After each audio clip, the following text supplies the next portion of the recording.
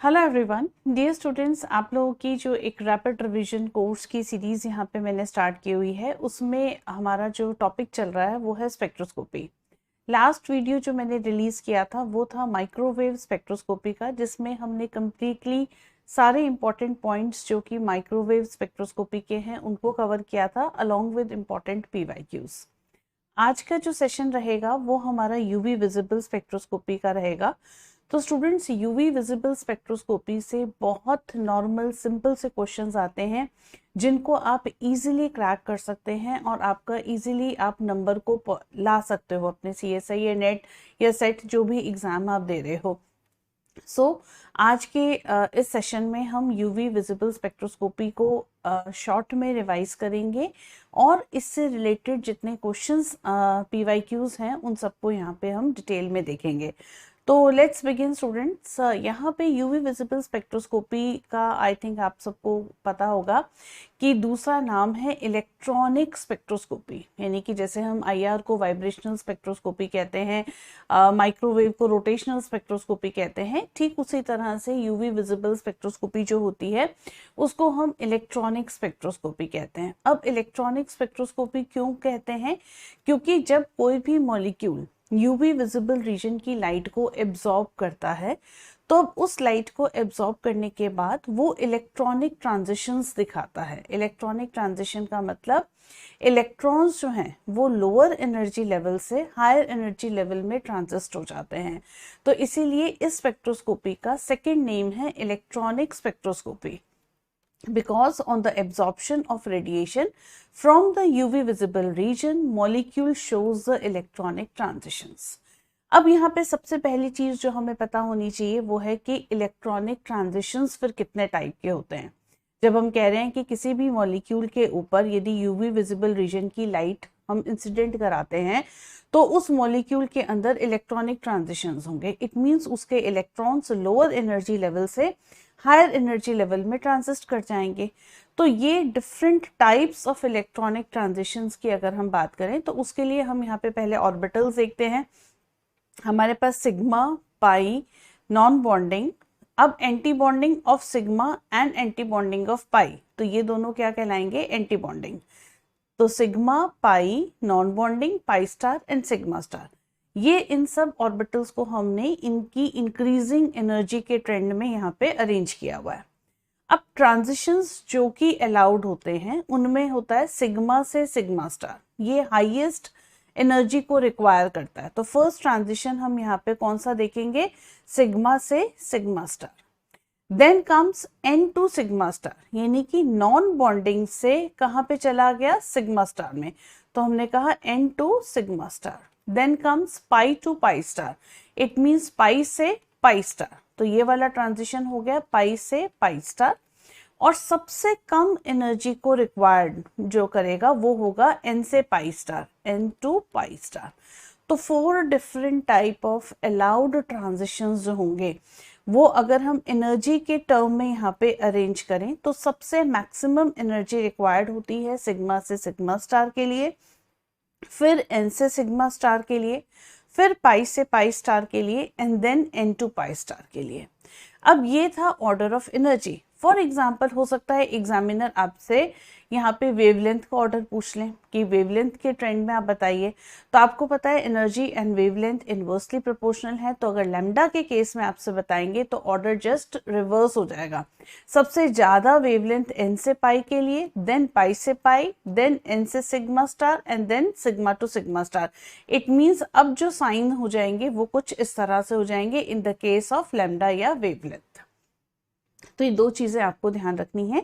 इसके साथ में एक चीज और थोड़ा सा यहाँ पे आपको ध्यान रखना है कि ये सारे जो ट्रांजिशंस हमने जो बात की है ये सारे के सारे यहाँ पे अलाउड ट्रांजिशंस हैं, ये अलाउड ट्रांजिशंस हैं। मगर कई बार ऐसे होता है कि कुछ ट्रांजिशंस जो होते हैं वो फॉरबिडन होते हैं। अब वो फॉरबिडन क्यों होते हैं? जैसे फॉर एग्जाम्पल अगर हमने कहा कि सपोज सिग्मा का इलेक्ट्रॉन पाई स्टार में चला जाए, तो क्या ये अलाउड है? ये अलाउड नहीं है, क्योंकि सिग्मा का खुद का एंटी बॉन्डिंग प्रेजेंट है। तो सिग्मा का इलेक्ट्रॉन कभी भी पाई स्टार में नहीं जाएगा, ऐसे ही पाई का इलेक्ट्रॉन कभी भी सिग्मा स्टार में नहीं जाएगा। तो ये वाले ट्रांजिशन सारे फॉरबिडन होते हैं। अलाउड ट्रांजिशंस में आपको 4 ट्रांजिशन स्टडी करने हैं, sigma to sigma star, N to sigma star, pi to pi star and N to pi star. ये 4 डिफरेंट ट्रांजिशंस हम स्टडी करते हैं। उसके बाद एक इम्पॉर्टेंट टर्म जो यहाँ पे आपको यूवी विजिबल स्पेक्ट्रोस्कोपी में स्टडी करना है वो होता है क्रोमोजन एंड क्रोमोफोर। अब देखिए, लाइट यूवी विजिबल है, उसको कोई भी कंपाउंड जो है वो एब्जॉर्ब कर रहा है, तो वो एब्जॉर्प्शन के लिए जो रिस्पॉन्सिबल ग्रुप होता है उसको हम कहते हैं क्रोमोफोर।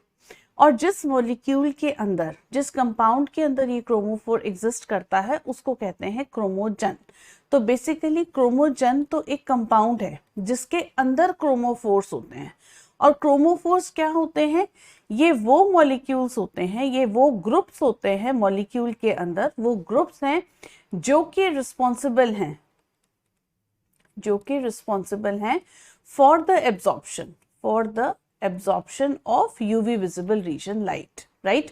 तो कंपाउंड को हम कहेंगे क्रोमोजन और ग्रुप को हम कहेंगे क्रोमोफोर।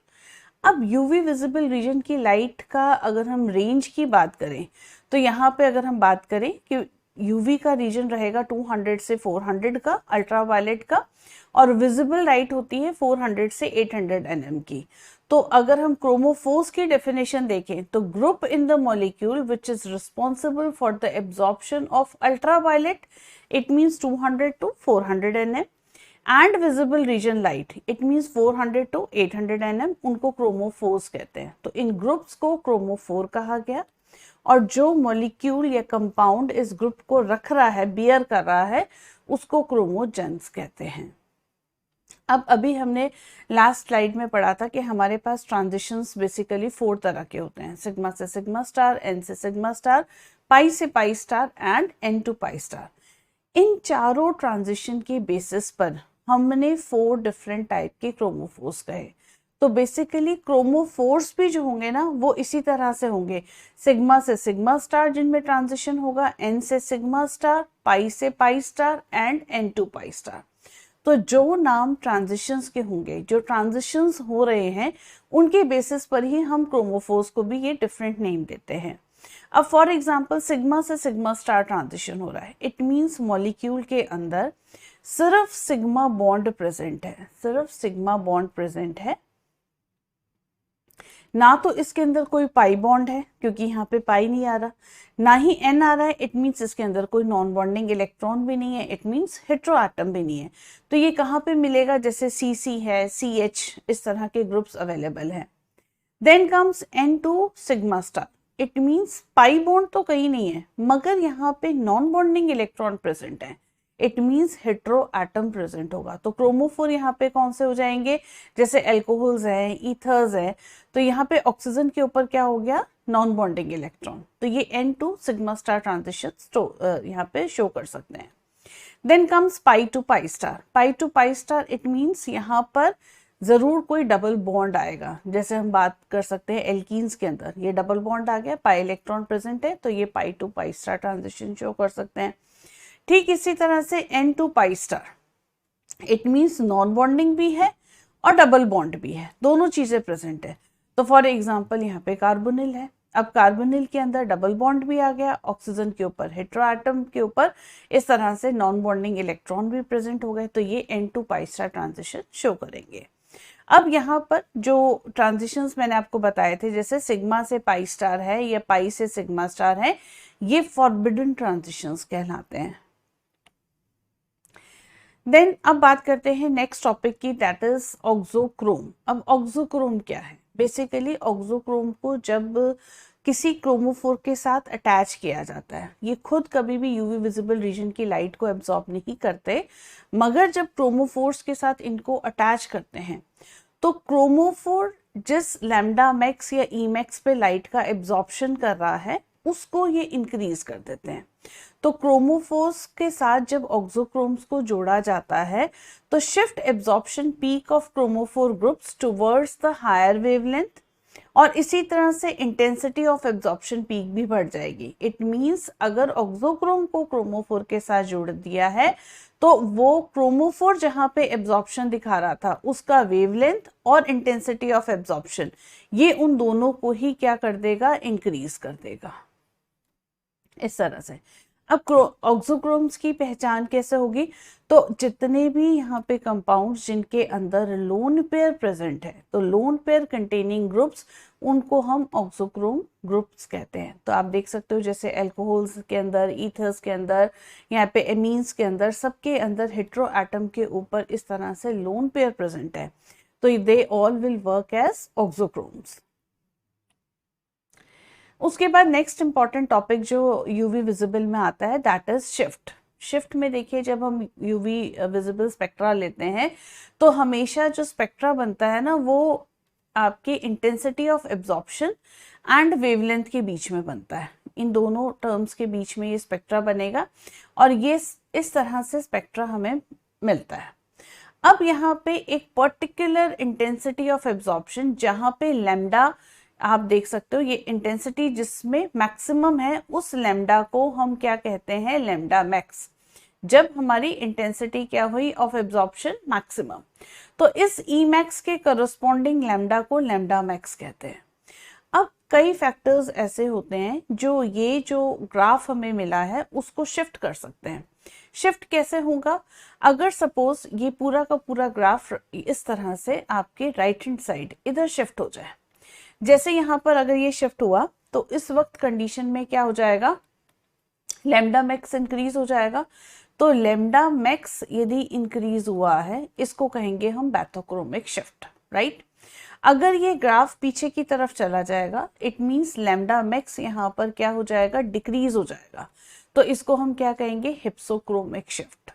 इसी तरह से ये जो ई मैक्स की वैल्यू है, अगर ये ग्राफ इस तरह से ऊपर की तरफ चला जाए तो ई मैक्स की वैल्यू जब इंक्रीज हो जाती है तो उसको कहते हैं हाइपरक्रोमिक शिफ्ट, और ई मैक्स की वैल्यू यदि डिक्रीज हो जाती है तो उसको कहते हैं हाइपोक्रोमिक शिफ्ट। तो आपको सिर्फ इतना सा याद रखना है, लैम्डा मैक्स इंक्रीज हुआ तो बैथोक्रोमिक या red shift, lambda max decrease हुआ है तो इसको कहेंगे हिप्सोक्रोमिक या blue shift, E max increase हुआ है यानी कि epsilon max intensity of absorption जिसको हम कहते हैं उसको कहेंगे hyperchromic shift, and E max decrease हुआ है उसको कहेंगे हम हाइपोक्रोमिक शिफ्ट। ये 4 डिफरेंट शिफ्ट्स होती हैं। देन मोस्ट इंपॉर्टेंट पार्ट जिसपे कि आपके क्वेश्चन बनने के पूरे चांसेस हैं वो है लैम्डा मैक्स का calculation by the help of Woodward Fisher rule. तो वुडवर्ड फिशर रूल के बेसिस पर हम कंजुगेटेड एल्कीन्स की या अल्फा बीटा कार्बोनिल कंपाउंड की लैम्डा मैक्स निकाल सकते हैं। तो अब यहाँ पे सबसे पहले हम डाइन्स ट्राइन्स का लैम्डा मैक्स निकालने के लिए वुडवर्ड फिशर रूल देखते हैं। तो जो भी कंपाउंड आपको दिया हुआ होगा उसमें आप लैम्डा मैक्स निकालेंगे, उसके लिए आपको कुछ बेसिक वैल्यूज यहाँ पे आनी चाहिए। जैसे सबसे पहले यदि हमने कोई डाइईन लिया, वो डाइईन ओपन कंडीशन में है, ए साइक्लिक या हेट्रोएन्युलर है। ए साइक्लिक का मतलब होता है जैसे सी सी डबल बॉन्ड, ये डाइईन का केस हो गया, ओपन स्ट्रक्चर है। और हेट्रोएन्युलर डाइईन का मतलब यदि आपके पास ये सपोज 2 रिंग्स हैं तो आप देख सकते हो डबल सिंगल डबल, तो ये कंजुगेशन हो गया ना, डबल सिंगल डबल डाइईन हो गया, मगर ये 2 डिफरेंट रिंग्स के अंदर है तो इसको हेट्रोएन्युलर डाइईन कहते हैं। अगर ऐसा कोई केस है तो हम इस कंपाउंड के लिए बेस वैल्यू 250 लेंगे। ऑन द अदर हैंड यदि हमारे पास होमोएन्युलर डाइईन है, होमोएन्युलर डाइईन का मतलब होता है जब एक ही रिंग के अंदर दोनों डबल बॉन्ड प्रेजेंट हो, this is called as homoannular diene. ये होमो का केस है और यहाँ पे ये वाला क्या था, हेट्रो का केस है।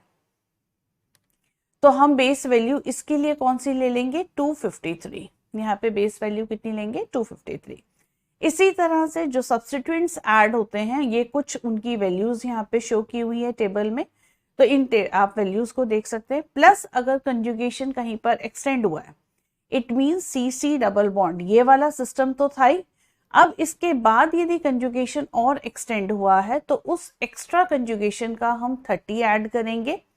अगर एक्सोसाइक्लिक कंडीशन है, एक्सोसाइक्लिक का मतलब ये होता है कि जैसे कोई रिंग है, अगर यहाँ पर इस तरह से कोई डबल बॉन्ड इस रिंग में से बाहर निकल रहा है, ठीक है, उसको एक्सो कहते हैं, एक्सो डबल बॉन्ड। ध्यान रखिएगा, अगर ये रिंग है और इस तरह से डबल बॉन्ड है तो ये एक्सो की कंडीशन नहीं है, ये सारे डबल बॉन्ड्स एक्सो हैं। तो हर एक्सो जो है उसके लिए हम कितना यूज करेंगे, 5। तो हर एक्सो के लिए 5 जोड़ते जाएंगे, एक्स्ट्रा कंजुगेशन के लिए 30 जोड़ते जाएंगे। तो ये हमारे पास कंडीशन क्या होगी कि किस तरह से हम किसी डाइन या ट्राइन का लैम्डा मैक्स निकाल सकते हैं। अब आप यहाँ पे एक सिंपल सा एग्जांपल हम सॉल्व करके देखते हैं। तो देखिए, डबल सिंगल डबल, तो जो आपका इस तरह से डाइन का पोर्शन है उसको सबसे पहले आप इस तरह से एक रिंग में ले लीजिए। अब ये जो सिस्टम बना है इसके लिए बेस वैल्यू हम कितनी लेंगे, होमो एन्युलर डाइन है तो बेस वैल्यू हम यहाँ पे 253 nm लेंगे, राइट। अब इसके बाद रिंग रेजिड्यू देखें कि ये सिस्टम जो है कितनी जगह से रिंग से जुड़ा हुआ है। तो ये इस 1 2 3, ये रहा A, ये B और ये C। तो हम यहाँ पे रिंग रेजिड्यू के कितने ऐड कर देंगे, 15 nm, क्योंकि रिंग रेजिड्यू हमारे पास कितने हैं, 3 है और हर रिंग रेजिड्यू का हमें 5 ऐड करना था। अब बात करते हैं हम एक्सो की। तो अब देखो, ये ए रिंग है, इसका यहाँ पे कोई भी एक्सो नहीं है, मगर ये जो बी रिंग है इसके लिए ये double bond work as the exo. तो एक्सो के लिए हम कितना यहाँ पे ऐड कर देंगे, 5 nm, क्योंकि हमारे पास एक्सो कितना है, सिर्फ एक ही है। अब इन सबको यदि हम ऐड करेंगे तो 5 and 5 10, 10 and 3 13, 1 यहाँ पे कैरी गया, 5 6 and 7 and 2, ये आपका आ गया 273 nm इसका लैम्डा मैक्स। लैम्डा मैक्स जो इस कंपाउंड का आएगा वो 273 आएगा। इसी तरह से अब नेक्स्ट एग्जांपल हम देखते हैं। यहाँ पे अगेन जो सिस्टम है उसको हमने सर्कल कर दिया, राइट। अब ये सिस्टम क्या हो गया, होमो एन्युलर कंडीशन तो है नहीं, तो इट मींस इसके लिए बेस वैल्यू हम कितनी लेंगे, 215। ये हमने यहाँ पे क्या ले ली, बेस वैल्यू ले ली। अब रिंग रेजिड्यूज की बात करें तो एक यहाँ से और एक यहाँ से, ये सिस्टम दो जगह से ही है, ये रहा A और ये रहा B। तो हमने रिंग रेजिड्यू के लिए कितना जोड़ दिया, 10 जोड़ दिया। अब ये जो रिंग थी इसके लिए ये डबल बॉन्ड किसकी तरह वर्क करेगा, एक्सो के लिए। तो 5 हमने किसके लिए ऐड कर दिया, एक्सो का। तो इन सबको अगर हम टोटल करेंगे तो ये आ जाएगा 230 nm इस कंपाउंड के लिए लैम्डा मैक्स। तो इस तरह से डाइन्स होमो एन्युलर हो या हेट्रो एन्युलर हो तो आपको बेस वैल्यूज जो हैं वो ऐसे में चेंज करनी है और आप इजीली लैम्डा मैक्स निकाल सकते हो। अब हम बात करते हैं alpha beta unsaturated carbonyl compounds की। अगर आपके पास इस तरह से सिस्टम है कि सपोज ये कोई कार्बोनिल कंपाउंड है, इसका अल्फा और इसका बीटा, ये रहा अल्फा बीटा, इस तरह से alpha beta conjugated carbonyl compound है। इस तरफ जो ग्रुप जुड़ा हुआ है देखिए, अगर ये एल्किल ग्रुप है तो इट मीन सिस्टम क्या हो जाएगा, कीटोन का, और अगर ये H है तो सिस्टम क्या हो जाएगा, एल्डिहाइड का। तो अल्फा बीटा कीटोन या अल्फा बीटा एल्डिहाइड, यही दोनों सिस्टम हो सकते हैं। तो इस धर वाले ग्रुप की इंपॉर्टेंस तो सिर्फ ये पता लगाने के लिए है, CO के इस तरफ जहां कंजुगेशन नहीं है, कि हमारा सिस्टम कीटोन का पार्ट है या एल्डिहाइड का है। अब हमें मूव इस डायरेक्शन में करना है जहां पे कंजुगेशन आता है, तो हम इतने सिस्टम को सर्कल में करेंगे हमेशा, alpha beta unsaturated carbonyl compound. अब अगर कीटोन्स की कंडीशन है और एसाइक्लिक या 6 मेंबर्ड कंडीशन है तो बेस वैल्यूज जो हैं वो 215 ली जाएंगी। अगर 5 मेंबर रिंग है तो बेस वैल्यू 202 हो जाएगी। एल्डिहाइड्स अगर अल्फा बीटा अनसैचुरेटेड एल्डिहाइड लिया तो बेस वैल्यू 207, एसिड और एस्टर्स के केस में 197। तो ये सारी बेस वैल्यूज यहाँ पे डिफरेंट हो जाएंगी। अगर एडिशनल कंजुगेशन आया, मतलब alpha beta unsaturated carbonyl system तो हमारा था ही, मगर हमने उसमें एक्स्ट्रा कंजुगेशन किया तो हम उसका 30 ऐड करेंगे, और अगर ये होमो एन्युलर कंडीशन हो रहा है तो हम उसमें 39 और एक्स्ट्रा ऐड कर देंगे। तो ये सारी इसमें वैल्यूज थी। अब बात करते हैं सब्स्टिट्यूएंट की। अगर कोई एल्किल ग्रुप आ रहा है तो यहाँ पे सब्स्टिट्यूएंट की पोजीशन के बेसिस पे लैम्डा मैक्स में ऐड करते हैं। तो अल्फा बीटा गामा डेल्टा, अगर एल्किल ग्रुप है तो 10 12 18 18 ये आपको याद रखना है। बाकी के सारे जनरली आपको दिए जाते हैं क्वेश्चन में, मगर ये वाला फिगर एल्किल का आपको याद ही रखना है।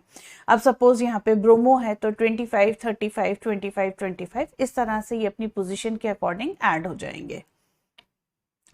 अब इसमें हम क्वेश्चन करके देखते हैं। तो देखिए ये कार्बोनिल ग्रुप है, अब इसके ये अल्फा, बीटा, गामा, डेल्टा, तो जहां तक कंजुगेशन जाता है हम वहां तक सिस्टम को इस तरह से सर्कल कर लेंगे। तो ये हमने पूरा सिस्टम सर्कल कर दिया। अब यहां से शुरू हुए अल्फा, ये बीटा, ये गामा और ये डेल्टा, राइट। अगर इस कंपाउंड के लिए अब हम बेस वैल्यू की बात करें तो base value 6 membered ring carbonyl, तो कितना हो जाएगा कीटोन के केस में 215 Nm, right.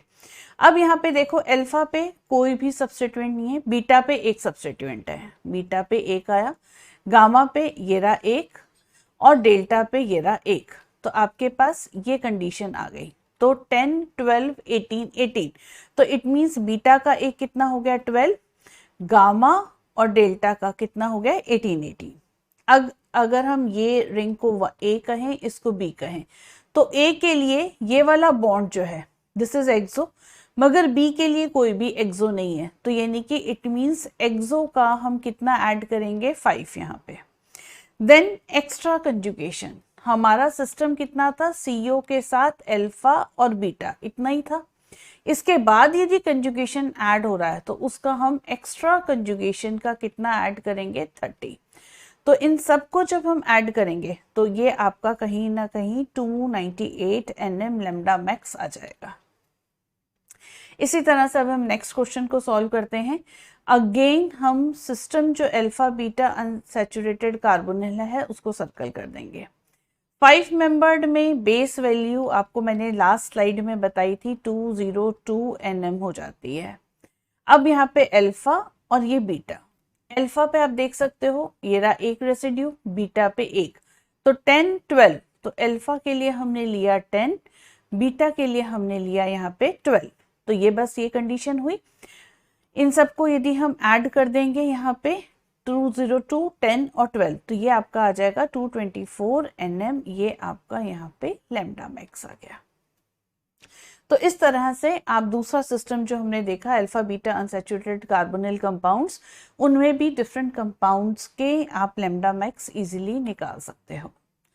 Then next important यहाँ पे टॉपिक आता है कि सॉल्वेंट का इफेक्ट क्या होता है। सॉल्वेंट का इफेक्ट का मतलब यदि हम सॉल्वेंट की पोलैरिटी को इंक्रीज कर दें, यानी कि पोलैरिटी ऑफ सॉल्वेंट इंक्रीज हुआ, इट मींस हम मोर पोलर सॉल्वेंट ले लें,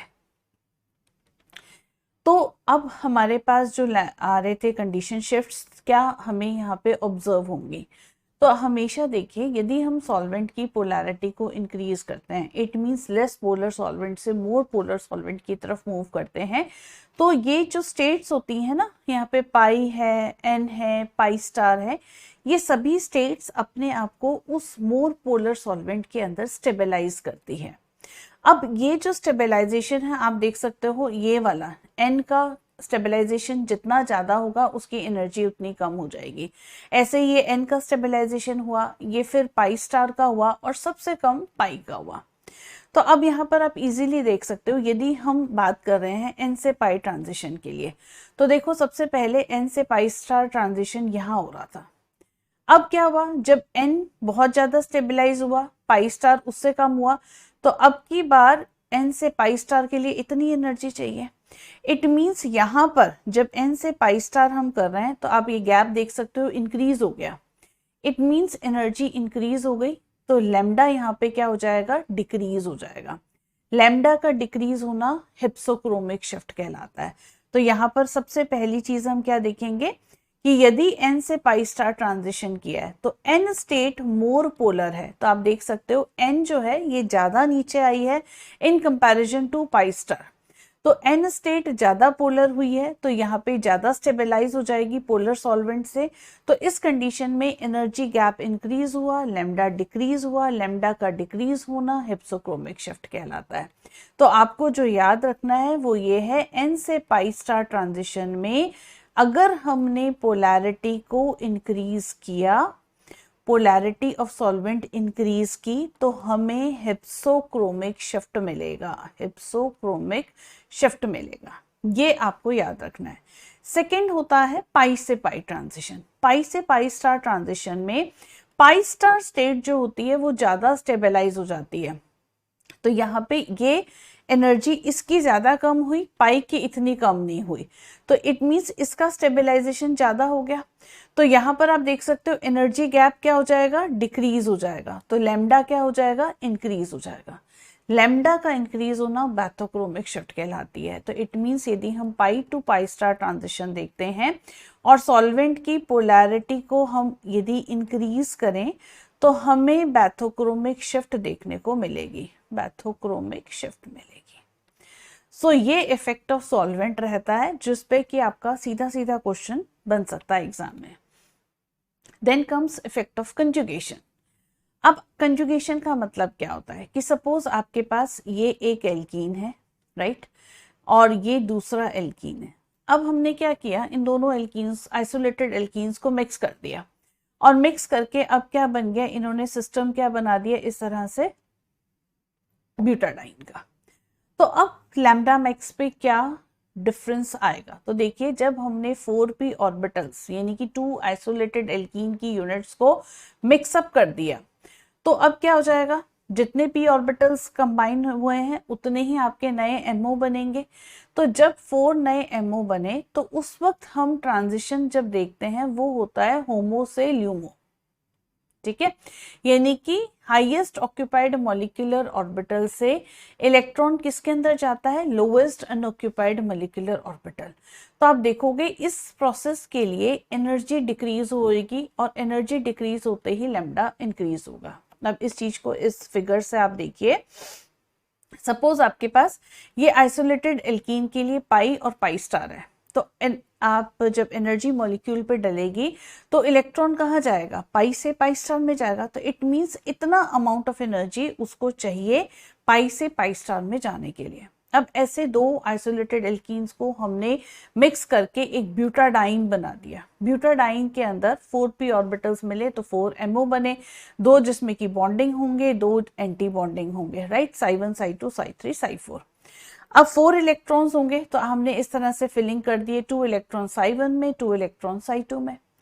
अब अगर हम लाइट डालेंगे तो इलेक्ट्रॉन्स कहाँ से ट्रांजिशन होगा, होमो से लेके ल्यूमो तक। तो इसके लिए एनर्जी रिक्वायर्ड इतनी ही है, तो आप देख सकते हो इसके कंपैरिजन में एनर्जी कितनी हो गई, डिक्रीज। तो जब एनर्जी डिक्रीज होगी तो लैम्डा डेफिनेटली इंक्रीज होगा, तो हमें कंजुगेशन पर बैथोक्रोमिक शिफ्ट ऑब्जर्व होता है।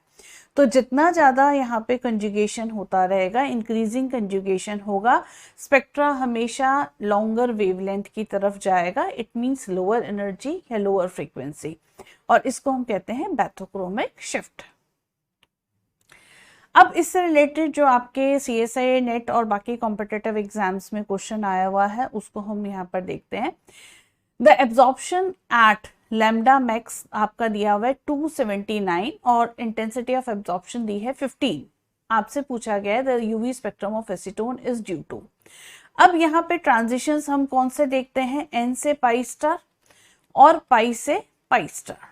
अब एक चीज का हमेशा ध्यान रखिएगा, जब पाई से पाई स्टार ट्रांजिशन होता है ये सेम फेज ट्रांजिशन है, इलेक्ट्रॉन पाई से पाई स्टार में जा रहा है तो वो क्या होगा, सेम फेज ट्रांजिशन, जिस कारण से इसकी जो इंटेंसिटी ऑफ एब्जॉर्प्शन है वो मोर देन 10,000 आती है। तो ये जो इंटेंसिटी ऑफ एब्जॉर्प्शन है ये 10,000 से भी ज्यादा आएगी Emax की वैल्यू। तो ऐसी कंडीशन में आपको यहाँ पे दिया हुआ है सिर्फ 15, तो डेफिनेटली ये ट्रांजिशन पाई से पाई स्टार तो नहीं हो सकता। इट मीन्स ये ट्रांजिशन कौन सा होगा, N से पाई स्टार। तो यहाँ पे हमारा करेक्ट ऑप्शन हो जाएगा N से pi star, that is second one would be the right choice. अब इसके बाद नेक्स्ट क्वेश्चन हम यहाँ पर देखते हैं, इन the UV visible absorption spectrum of alpha beta unsaturated carbonyl compounds with increasing the solvent polarity. तो अभी मैंने आपको लास्ट स्लाइड में ही ये चीज बताई थी कि यदि हम लेस पोलर से मोर पोलर सॉल्वेंट की तरफ मूव करते हैं, मोर पोलर सॉल्वेंट की तरफ मूव करते हैं, तो हमें दो तरह के शिफ्ट्स देखने को मिलते हैं। अगर हम N से पाई स्टार ट्रांजिशन देखें या पाई से पाई स्टार ट्रांजिशन देखें, तो बैथोक्रोमिक शिफ्ट और यहां पे हमें मिलता है हिप्सोक्रोमिक शिफ्ट। ये दो शिफ्ट हमें देखने को मिलते हैं। तो अब हम इसी बेसिस पे अपनी चॉइसेस देख सकते हैं। तो N से पाई स्टार ट्रांजिशन के लिए हिप्सोक्रोमिक एंड पाई से पाई स्टार ट्रांजिशन के लिए बैथोक्रोमिक। तो इट मीन्स हमारी यहाँ पे राइट चॉइस जो है वो ये फर्स्ट वाला राइट चॉइस हो जाएगी। Then moving towards the next question, ये आपके CSI या नेट का ही क्वेश्चन है कि in the UV visible spectrum of diterpenoid exhibited at 275 nm, तो यहाँ पे इनमें से मोस्ट प्रोबेबल कंपाउंड कौन सा होगा। तो देखिए 275 है ना, तो इट मीन्स अगर हम बेस वैल्यू कहीं ना कहीं 215 लेंगे तो हम 275 तक नहीं पहुंच सकते। अब यहाँ पे भी देखो, ये फर्स्ट वाले में अगर हम देखें तो ये हेट्रोएन्युलर कंडीशन है, इट मीन्स 215 हो जाएगा। इस वाले में तो कंजुगेशन ही नहीं है, इस वाले में अगेन ये एक ही रिंग के अंदर नहीं है, यानी कि 215 ही होता। तो इट मीन्स यहाँ पे पूरी पॉसिबिलिटी है कि हमारा आंसर सी होगा। मगर फिर भी हम इसको थोड़ा सा करके देखते हैं इस तरह से, अगर हमने ये सिस्टम ले लिया तो देखिए इसकी बेस वैल्यू यहाँ पे कितनी हो गई 253। अब रिंग रेजिड्यूज देखिए, यहाँ पे 1, ये रहा 2, ये रहा 3 और ये रहा 4। इट मीन्स 20 आपने रिंग रेजिड्यू का देख लिया। और आप क्या देख सकते हो, 5 आप एक्सो का जोड़ सकते हो, तो यहाँ पे आपने 5 एक्सो का जोड़ दिया, तो आपके पास ये अमाउंट कितना आ गया 278। तो यहाँ 275 आपको दिया हुआ है, जो इसके नियर बाय है 278। इट मीन्स हमारी यहाँ पे करेक्ट चॉइस कौन सी हो जाएगी, थर्ड वन हो जाएगी। Moving towards the next question, according to the Woodward-Fisher rules, theoretical value lambda max आपको इस कंपाउंड का बताना है। तो देखिए ये आपके पास अल्फा बीटा कार्बोनिल सिस्टम हो गया, इस तरफ ये R ग्रुप है, रिंग का पार्ट है, इट मींस कीटोन का ग्रुप लेंगे हम, राइट। तो ये इस तरह से जो सिस्टम है इसको हमने मार्क कर लिया। अब मार्क करने के बाद सबसे पहले हम इसकी बेस वैल्यू देखेंगे। बेस वैल्यू यहाँ पे कितनी हो गई 215। अब यहाँ पर देखो ये कार्बोनिल सिस्टम है, ये इसका अल्फा, ये बीटा। अल्फा पे एक रिंग रेजिड्यू है और इधर से बीटा पे ये 2 पार्ट्स हैं। तो अल्फा और बीटा पे 2 बार, तो अल्फा कितना लेते हैं 10, 12, 18, 18। तो इट मींस अल्फा का 10 और बीटा के कितने हो जाएंगे 12 और 12, 2 टाइम्स 12 हो जाएंगे। अब एक्सो देखो, इस रिंग के लिए ये डबल बॉन्ड एक्सो, इस रिंग के लिए भी ये डबल बॉन्ड एक्सो, तो हम 10 यहाँ पे एक्सो के लिए जोड़ देंगे। एक्सो कितने हैं 2, तो इसके लिए हमने 10 यहाँ पे जोड़ दिया। इन सबको जब आप करोगे it will come 259 nm। It means आपका करेक्ट ऑप्शन जो है वो यहाँ पे 4th वन हो जाएगा।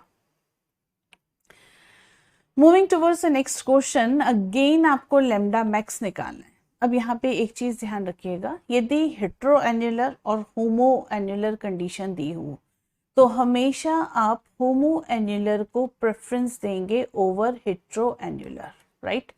तो इट मींस मेन सिस्टम आप होमोएन्युलर का ये वाला लेंगे, मगर इसका कंजुगेशन जहां तक जा रहा है उसको आप सर्कल करेंगे। तो हमने अब इस वाले को पूरे को सर्कल किया जहां तक ये कंजुगेशन जा रहा है।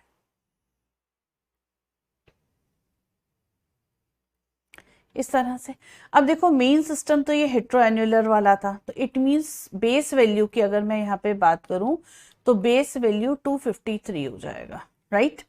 मगर दोनों तरफ एक एक कंजुगेशन एक्सटेंड हुआ है, यहाँ पे भी एक कंजुगेशन एक्सटेंड हुआ, यहाँ पे भी एक कंजुगेशन एक्सटेंड हुआ। तो एक्स्ट्रा कंजुगेशन का हम यहाँ पे 60 ऐड करेंगे, क्योंकि कितने हैं एक्स्ट्रा कंजुगेशन यहाँ पे 2, 30 ऐड करते हैं। अब रिंग रेजिड्यूज की बात करते हैं, तो यहाँ पे 1, ये रहा 2, ये रहा 3, ये 4 और ये 5। तो कितनी जगह से ये रिंग से जुड़ा हुआ है 5। तो रिंग रेजिड्यूज हमारे पास कितने हो गए 5। 5 5 का कितना हुआ 25। तो 25 आपने इसका ऐड कर दिया। अब उसके बाद अब देखो ये ए रिंग है, इसका ये वाला बॉन्ड एक्सो, ये बी रिंग है, इसका ये वाला बॉन्ड एक्सो, ये सी रिंग है, इसका ये वाला बॉन्ड एक्सो, तो सभी रिंग्स का एक एक एक्सो है। तो हमारे पास यहाँ पे 3 एक्सो प्रेजेंट है, तो 5 3 कितना हो गया 15, 15 हमने किसका ले लिया एक्सो का। इन सबको आप ऐड करोगे तो it will come 353, 353 it means आपका राइट ऑप्शन ये वाला हो जाएगा। Then comes what change will you expect in the UV spectral analysis in the following reaction। अब देखो आगे यहाँ पे रिएक्शन दी हुई है और यहाँ पे आपसे पूछा गया है कि क्या चेंज आएगा। तो आपको पता है जब हम इस तरह से इस रिएजेंट की रिएक्शन कराते हैं अल्फा बीटा कार्बोनिल कंपाउंड पर, तो जो भी एल्काइल ग्रुप होता है, जैसे ये Me2Cu Li लिया है ना, तो ये Me2 ग्रुप इस बीटा पोजीशन पे हमेशा आ जाता है और कंजुगेशन जो है वो फिनिश हो जाता है, ये R ग्रुप इस तरह से बीटा पे आ जाता है। तो कंजुगेशन जब भी फिनिश होगा, आपको पता है कंजुगेशन आने से लैम्डा मैक्स इंक्रीज होता है, बेथोक्रोमिक शिफ्ट आती है। तो जब कंजुगेशन खत्म हो गया तो लैम्डा जो यहाँ पर है लैम्डा मैक्स, उसकी शिफ्टिंग कहाँ पर हो जाएगी, लोअर लैम्डा पे। वो कहाँ पे चला जाएगा, लोअर लैम्डा पे। लोअर लैम्डा पे लैम्डा मैक्स की शिफ्टिंग क्या कहलाती है, हिप्सोक्रोमिक शिफ्ट, हिप्सोक्रोमिक शिफ्ट। सो आपकी राइट चॉइस यहाँ पर ये बी वाला हो जाएगा, lambda max will go to the lower wavelength, it means hypsochromic shift जो है वो हमें ऑब्जर्व होगी। Then in the last question यहाँ पे आपके लिए है कि a molecule has different transitions बताए हैं और एनर्जी का ट्रेंड पूछा है। आपको पता है सिग्मा से sigma star transition, then N to sigma star, pi to pi star and then N to pi star, यही ट्रांजिशंस का एनर्जी ऑर्डर होता है। ये ऑर्डर हमारा किसका है, एनर्जी का। तो देखिए पाई से पाई स्टार को कहते हैं डब्लू, तो पाई से पाई स्टार को हमने कहा डब्लू, एन से पाई स्टार को हमने कहा जेड, सिग्मा से सिग्मा स्टार को कहा यहाँ पे एक्स, और एन टू सिग्मा स्टार को क्या कहा, वाई। तो एनर्जी का ऑर्डर हमारे पास क्या आ जाएगा, एक्स वाई डब्ल्यू जेड। तो ये आपके पास एक्स वाई डब्ल्यू जेड आपका करेक्ट ऑप्शन हो जाएगा यहाँ पे फोर्थ वन। तो इस तरह से आपने सभी ट्रांजिशंस को decreasing order of energy, decreasing order of energy में अरेंज किया है। So this is all about UV visible spectroscopy. जितने इंपॉर्टेंट इसके टॉपिक्स थे प्लस इससे रिलेटेड जो क्वेश्चंस पूछे जाते हैं वो सभी मैंने इस सेशन में कवर अप कर लिए हैं। आई थिंक ये सेशन आपके लिए बहुत हेल्पफुल रहेगा और जल्द ही मिलते हैं एक नेक्स्ट वीडियो में जिसमें हम अगेन एक नई स्पेक्ट्रोस्कोपी स्टडी करेंगे। सो तब तक के लिए keep learning. Thank you so much.